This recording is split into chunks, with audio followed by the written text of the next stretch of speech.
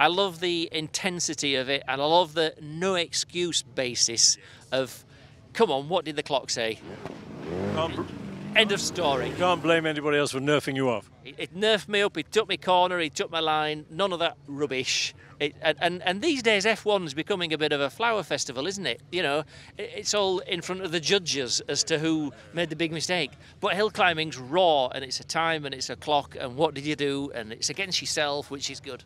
But also it's a garden party in a beautiful part of the country with a bit of motor racing just to annoy you in the background. Well, it is. It's got its bolt-on extras, but that's fab, isn't it? That just makes it even better. Out of all the hills you've been to over the years, you've been to loads, do you have any particular favourites, and why? Oh, crumbs! I like them all for various reasons, really. Like, you know, Prescott's always been a good hunting ground for me. It's quite technical and it's a tricky little place to. You don't really get to get the performance out of these because you're only really getting it flat out for up to the bridge, and then it's sort of quietly on the throttle the most of the way up. But probably Doon is, for the ultimate sort of thrill. Doon is probably my favourite out of all of them, because it's just every time you get to the top you have to take a deep breath and say thank God for that.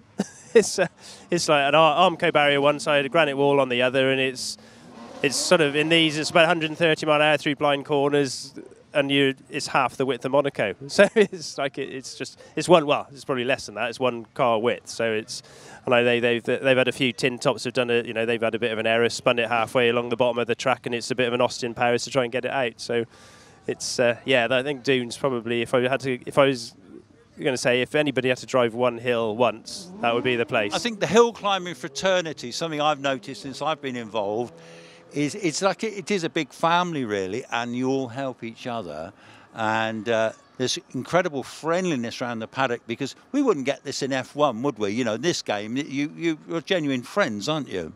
Yeah, no, yes, sorry, contradict myself straight away, no.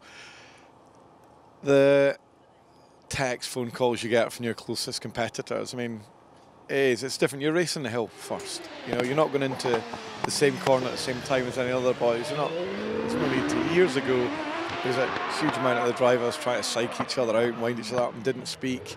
I'll have had communication from just about the whole top 10 post Chesley before we get back to see everyone's all right.